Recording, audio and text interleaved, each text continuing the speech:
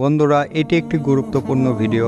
এই ভিডিওটিতে রয়েছে প্রতিটি মুসলমানের জন্য শিক্ষা। আমি আপনাদেরকে অনুরোধ করব, আবারও বলছি, আমি আপনাদেরকে অনুরোধ করছি পুরো ভিডিওটি না টেনে শেষ পর্যন্ত দেখার জন্য। আমাদের সমাজে অনেক মানুষ রয়েছে যারা বলে থাকে রাতের বেলা যদি আয়না দেখে থাকেন অথবা চুল আঁচড়ান, বিশেষ করে মহিলাদের ক্ষেত্রে তাদের স্বামী তাড়াতাড়ি মৃত্যুবরণ করবে এবং সংসারে সারাক্ষণ অভাব অনটন লেগেই থাকবে।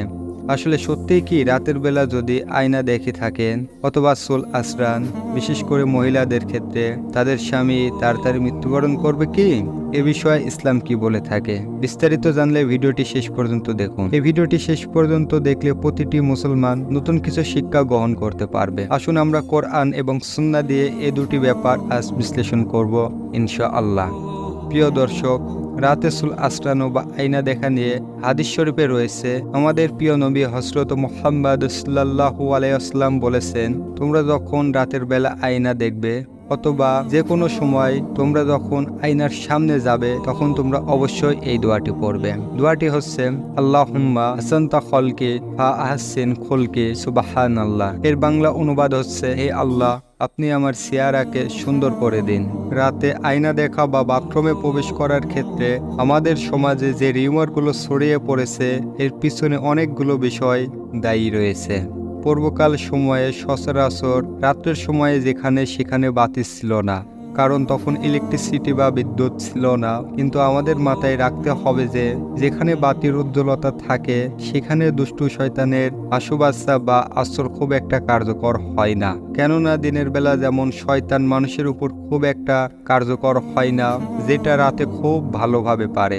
একইভাবে রাতে যদি বাসায় উজ্জ্বল বাতি জ্বলতে থাকে অথবা বাসার আঙিনায়ও যদি উজ্জ্বল হাই পাওয়ার হাই ভোল্টেজের বাতি জ্বলতে থাকে, সেখানে কিন্তু দুষ্টু জিনদের আসর খুব একটা কার্যকর থাকে না। তাই প্রেক্ষাপট বিশ্লেষণ করতে গেলে রাতে আয়না দেখা বা বাথরুমে প্রবেশ করা অথবা চুল আঁচড়ানো কোনোটাই নিষিদ্ধ বলা যাবে না, কারণ কোরআন এবং সুন্নাহ এর কোনোটাই সুস্পষ্টভাবে নিষিদ্ধ করছে না। তবে প্রাচীনকালে যেহেতু অন্ধকার আসন্ন ছিল, রাতের সময়ে কপি বা হারিকেন জ্বালিয়ে অথবা মাশাল জ্বালিয়ে মানুষ কিছু জায়গা আলোকিত করতে সক্ষম হতো। তাই তখনকার সময়ে অভিজ্ঞতার আলোকে মুন্সিরা এই কথাগুলো বলতেন যে রাতে আয়না দেখা বা চুল আঁচড়ানো যাবে না।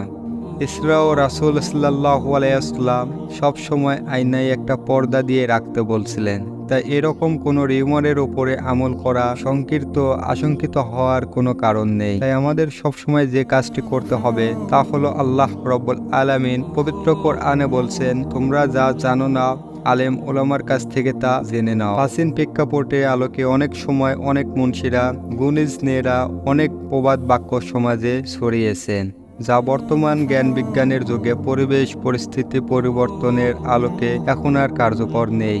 তাছাড়া যে কোনো বিষয়ে কোরআন সুন্নাহ দিয়ে আমাদের বিশ্লেষণ করতে হবে, কেননা মহান রব্বুল আলামিন পবিত্র কোরআনে বলেছেন, আজ তোমাদের জন্য তোমাদের দিনকে পরিপূর্ণ করে দিলাম।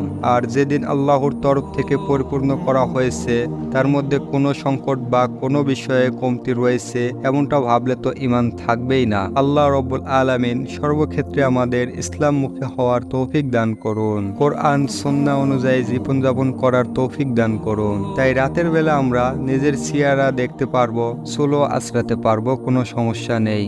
তবে রাতের বেলা ভাঙ্গা আয়নার সামনে দাঁড়িয়ে কোনো কাজ না করাটাই ভালো, আর এর কারণ হিসেবে কোনো সংস্কার মাথায় আনার প্রয়োজন নেই। ভাঙ্গা আয়না যে কোনো মুহূর্তে দুর্ঘটনা করতে পারে, হাত কাটা যেতে পারে, নিচে পড়ে আরো বড় ধরনের দুর্ঘটনা হতে পারে। তাই ভাঙ্গা আয়নার সামনে না যাওয়াই ভালো।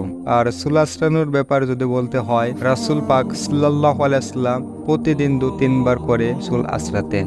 চুলকে পরিপাটি করে রাখতে ভালোবাসতেন এবং যারা চুল আঁচড়ায় না তাদেরকে তিনি অপছন্দ করতেন। তো আপনি রাতের বেলা আয়নার সামনে চুল আঁচড়ালেও এতে কোনো সমস্যা নেই। তবে রাতের বেলা চুল আঁচড়ানোটা পরিহার করতেই বলেন অনেক মুরব্বীরা। এর কারণ মূলত এটাই, তা হচ্ছে রাতের বেলা আপনি যে চুলটাকে পরিপাটি করছেন তা হয়তো ভালোভাবে হবে না আলো স্বল্পতার জন্য। তাই দিনের উজ্জ্বল আলোতেই এই কাজগুলো করাটা উত্তম। কিন্তু এই নিয়ে যেন আমাদের অন্তরে কোনো অপসংস্কৃতি বা কুসংস্কার বাসা বাঁধতে না না পারে, এ বিষয়ে আমাদের সচেতন থাকতে হবে। তো বন্ধুরা, এই ছিল আজকের ভিডিওটি ভালো লাগলে একটা লাইক করুন, আপনার বন্ধুদের সাথে শেয়ার করুন এবং চ্যানেলটি সাবস্ক্রাইব করে আমাদের সাথেই থাকুন। ধন্যবাদ।